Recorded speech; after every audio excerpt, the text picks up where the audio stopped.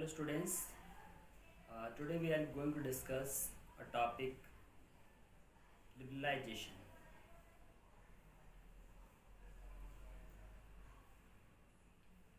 Last chapter we have studied that India followed the mixed economy framework since independence.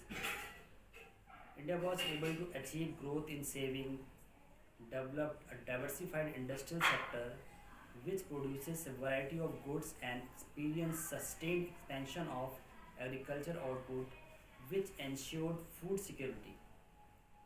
However, some scholars were of the view that the policy adopted prior to 1990 which aimed at controlling the regulating the economy hampered the process of growth and development. As we know that India ने जब 1990 से पहले जो economic policy को adopt किया था, actually वहाँ पे जो भी मेजर्स अडॉप्ट किए गए तो वो जो भी इंडिया की इकोनॉमी और इंडिया की जो ग्रोथ और डेवलपमेंट को एक तरह से बहुत ज़्यादा उसका फ़ायदा नहीं मिला and it actually hampered the growth and development of the economy. India ने शुरू में ही आपने देखा था, हमने लास्ट चैप्टर में पढ़ा था कि जो at the after the independence India adopted the mix economy, जहाँ पे प्राइवेटाइजेशन और आपका पब्लिक सेक्टर और government sector, public sector and private sector both exist करते हैं। लेकिन जो भी पॉलिसी भी अडॉप्ट की गई थी इंडियन गवर्नमेंट के द्वारा वो बहुत ज़्यादा सक्सेसफुल नहीं रही। इसलिए उसके बाद जब हम एक 1991 में जब इंडिया ने एक लिबरलाइजेशन जिसे हम बोलते हैं एक एलपीजी कॉन्सेप्ट को अडॉप्ट किया था, liberalization, privatization and globalization. Actually में 1991 में जैसे कि हमको अगर थोड़ा बहुत पता है, और उस समय जब हमारे फाइनेंस मिनिस्टर मनमोहन सिंह थे तो जो हमारे देश की जो फाइनेंशियल कंडीशन थी बहुत ज़्यादा एक डाउन हो गई थी हम लोग, और इंडिया के पास जो फॉरेन एक्सचेंज था बहुत ही कम बचा था। ऑलमोस्ट 2 वीक्स का ही फॉरेन एक्सचेंज बचा था। अगर हम जो भी एक्सपोर्ट कर रहे थे उसके पेमेंट के लिए सिर्फ 14 डेज़ का ही 14-15 डेज़ का ही फॉरेन एक्सचेंज बचा था, और बहुत ज़्यादा प्राइस भी हाइक हो चुके थे, बहुत ज़्यादा इन्फ्लेशन बहुत हाई चल रहा था।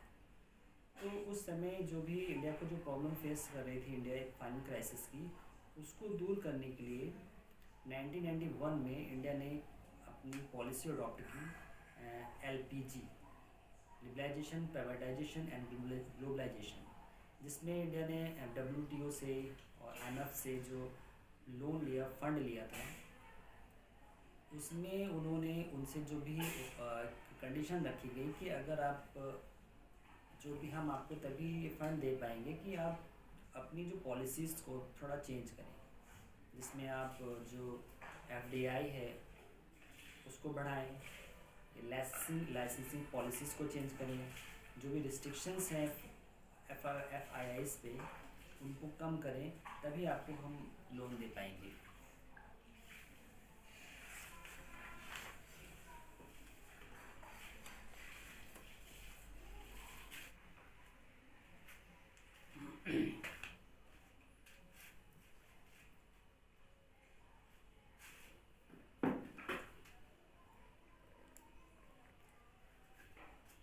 Now we discuss need for economic reforms.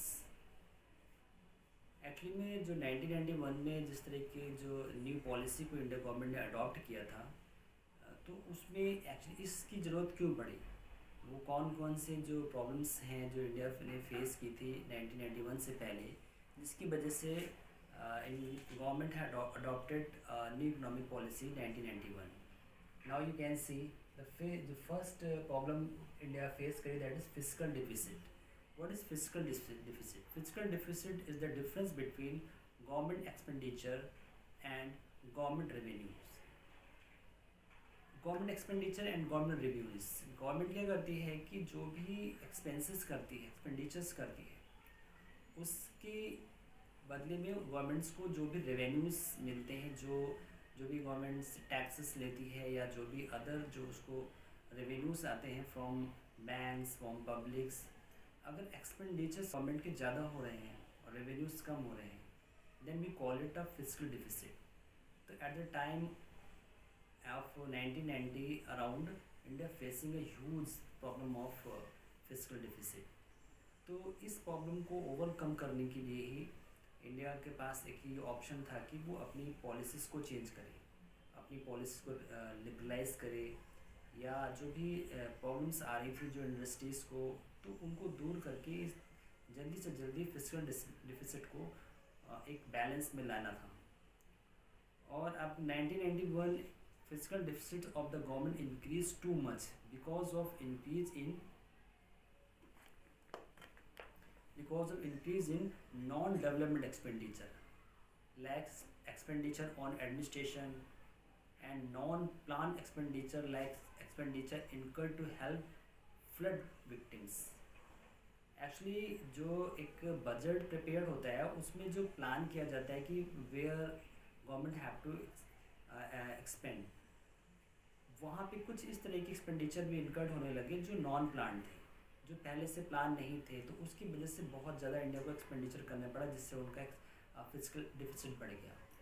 जैसे कि जो एडमिनिस्ट्रेशन पे जो एक्सपेंसेस हुए, या जो नॉन प्लान्ड एक्सपेंडिचर में हम कह सकते हैं जो फ्लड विक्टिम्स थे, जो कहीं पे बाढ़ आ गई है, जो अचानक होने वाले जो प्रॉब्लम्स जो हमारे सामने जो एक्टिविटी क्रिएट होती हैं प्रॉब्लम्स, उनको दूर करने के लिए जो भी गवर्नमेंट ने एक्सपेंडिचर्स किए वो इतने ज़्यादा बढ़ गए कि उनके रेवेन्यूज से कहीं ज़्यादा हो गए।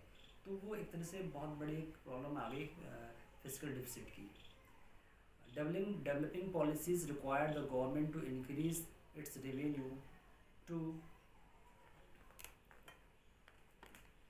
to meet the challenges like unemployment, poverty and population explosion. Development policies required the government to increase the revenue। जो गवर्नमेंट्स ने को कुछ डेवलपमेंट पॉलिसीज़ की ज़रूरत थी, ऐसी पॉलिसीज़ की ज़रूरत थी जिससे कि जो अनएम्प्लॉयमेंट है, पॉवर्टी है या पॉपुलेशन एक्सप्लोजन है, इसको रोक सके। इसके लिए रेवेन्यूज़ चाहिए था बहुत। एक्चुअली में उस समय प्रॉब्लम क्रिएट हो गई थी कि बहुत इंडिया के पास जो रेवेन्यूज़ की बहुत कमी हो गई थी, क्योंकि ज़्यादातर उस गवर्नमेंट ने सब जो नॉन प्लान एक्सपेंडिचर हैं उन पे ज़्यादातर गवर्नमेंट का पैसा खर्च होने लगा था। तो अनएम्प्लॉयमेंट को दूर करने के लिए या जो आपकी पॉपुलेशन एक्सप्लोजन्स को कंट्रोल करने के लिए या पॉवर्टी को कंट्रोल करने के लिए जो रेवेन्यूज़ चाहिए वो गवर्नमेंट के पास नहीं थे। ये भी एक बहुत बड़ा रीज़न था 1991 में जो न्यू इकोनॉमिक पॉलिसीज़ को अडॉप्ट करने का। The continued spending on developing program did not generate additional revenue from taxation was also low. The continued spending on development program, जो भी डेवलपिंग प्रोग्राम चल रहे थे गवर्नमेंट की, उसमें से कोई एडिशनल रेवेन्यू गवर्नमेंट को नहीं हो रहा था। और जो टैक्सेस से भी बहुत ज़्यादा इंडिया को बहुत ज़्यादा रेवेन्यू नहीं हुआ, उससे भी बहुत ज़्यादा इंडिया को लॉस होने लगा, तो भी एक फिजिकल डिफिसिट बढ़ने लगा। The government expenditure on areas such as social sector and defence had to be planned in more efficient manner. जो सोशल सेक्टर में या डिफेंस के जो खर्चे थे वो भी इंडिया के बहुत बढ़ने लगे थे, और उस पर भी इंडिया को ज़रूरत थी कि वो एक बहुत ही इफ़िशिएंट मैनर में उस पर अपने एक्सपेंडिचर करें। तो उसकी वजह से भी एक फिजिकल डिफिसिट क्रिएट होने लगा बहुत ज़्यादा। The income from public sector undertaking was also not very high to meet the government expenditure. जो पब्लिक सेक्टर गवर्नमेंट की जो कंपनीज थी, गवर्नमेंट जो सेक्टर्स थे, वहाँ से जितना रेवेन्यू आना चाहिए था वो नहीं आ रहा था। तो इसकी वजह से भी गवर्नमेंट अपने एक्सपेंडिचर को मीट आउट नहीं कर पाई। Due to persistent rise in fiscal deficit, there was corresponding rise in public liability to make interest payment. Indian economy was in debt trap. In 1991, account of interest liability increased to 36.4% of GDP. Actually, जो persistent rise in fiscal deficit, तो India की जो liability थी, interest liability, वो बहुत ज़्यादा बढ़ गई थी। वो अराउंड 36.4% हो गई थी जीडीपी की 1991 में। इस वजह से भी इंडिया का जो फिजिकल डिफिसिट था वो बहुत ज़्यादा बढ़ गया था। तो उसके बाद जो हमारा दूसरी जो प्रॉब्लम है, जो जिसकी वजह से हमको ये न्यू इकोनॉमिक पॉलिसीज़ की ज़रूरत पड़ी, that is adverse balance of payment. Adverse balance of payments, balance on payments. What is balance on payment? Balance on payment is the difference between the inflow of foreign exchange and outflow of foreign exchange. Balance on payment क्या है? जो भी किसी भी country में जो export import होता है, एक उसकी इनफ्लो और आउटफ्लो का डिफरेंस होता है। अगर इनफ्लो ज़्यादा है हमारे पास, अगर फॉरेन एक्सचेंज ज़्यादा आ रहा है और हमारा आउटफ्लो कम हो रहा है फॉरेन एक्सचेंज, तो इसका मतलब हमारा बैलेंस ऑन पेमेंट जो है वो एक अच्छी कंडीशन में है। और अगर इसका उल्टा है, हम ज़्यादा इंपोर्ट ज़्यादा कर रहे हैं और एक्सपोर्ट कम करते हैं, तो we are in the negative balance of payment. When outflow of foreign exchange is more than the inflow of foreign exchange, balance of payments become adverse, एक बहुत एडवर्स कंडीशन में। तो ये 1991 में ये प्रॉब्लम भी एक बहुत बड़ी इंडिया के सामने थी कि जो हमारा बैलेंस ऑफ पेमेंट था वो भी बहुत एडवर्स कंडीशन में था। हमको प्रॉब्लम क्या हो रही थी कि हमारे पास जो भी पेमेंट हम कर रहे थे, जो भी एक्सपोर्ट तो हमारा था ही नहीं उस समय, हम काफ़ी चीज़ें फ़ॉरेन से ले रहे थे, हम इंपोर्ट बहुत करने लगे थे, तो हमारा बैलेंस जो भी एक्सचेंज था फॉरेन एक्सचेंज, वो उसकी कंडीशन बहुत ख़राब होती जा रही थी, हमारा ख़त्म हो गया था almost.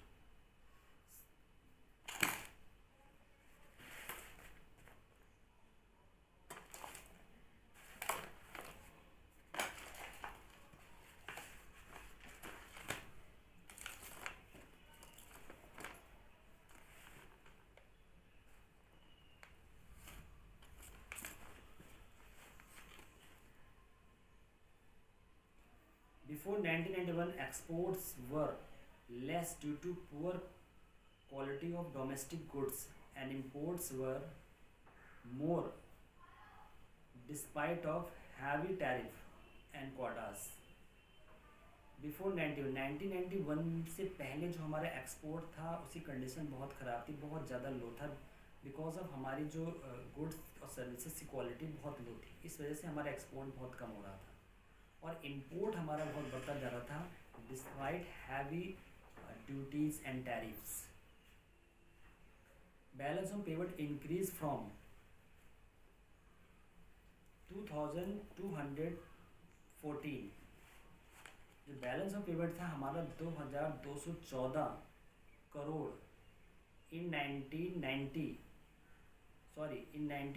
to 81 and 17,361 crore in the year 1990-91। मतलब 2214 से जो 1980-81 में था उससे बढ़कर हमारा जो बैलेंस ऑन पेमेंट इंक्रीज हो गया था 1991 में 17,367। So that was a huge adverse condition of balance of payment in 1990. Because of that, India government had adopted a new economic policy.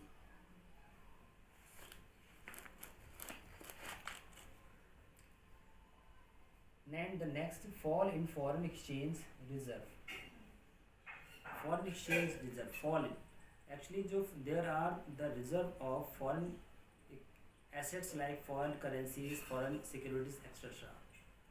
हर जो हमारे गवर्नमेंट के पास कुछ फॉरेन एक्सचेंज होता है, कुछ फॉरेन सिक्योरिटीज़ होती हैं, उसका भी जो एक लेवल था बहुत ज़्यादा गिरने लगा था, हमारा फॉरेन एक्सचेंज भी ख़त्म होने लगा था। Foreign exchange reserve were extensively use to meet consumption requirements and development projects. जो फॉरेन एक्सचेंज एक होना किसी कंट्री के पास एक उसकी अच्छी कंडीशन को बताता है। अगर फॉरेन एक्सचेंज हमारे पास है तो हम बहुत सारी अपनी जो रिक्वायरमेंट्स हैं जो हम अपनी कंट्री से पूरे नहीं कर सकते, वो हम किसी दूसरे देश से भी एक्सपोर्ट कर सकते हैं अगर हमारे पास फॉरेन एक्सचेंज है। Nothing much was done to reduce such profit spending, non sufficient attention was given to boost exports to pay for the growing imports resulting in adverse balance of payment.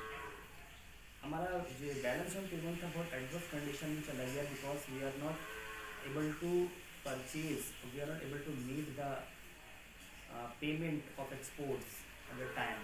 Just around 14 days of foreign exchange we have left. Foreign exchange reserve declined to a level that was not adequate to finance import more than 2 weeks. There was also not sufficient foreign exchange to pay the interest to international money lenders. Government के पास इतना भी foreign exchange नहीं बचा था कि जो money lenders हैं, international money lenders like WTO, IMF, इनको भी जो इंडिया ने लोन लिया था उसका इंटरेस्ट देने के लिए भी नहीं बचा था. Also no country or international funder was willing to lend to India. इसके बावजूद जो आपके जो इंटरनेशनल लेंडर्स थे वो इंडिया को और ज़्यादा लोन देने को तैयार नहीं थे. Foreign exchange reserve reduce to nearly 6,000 crore in 1991.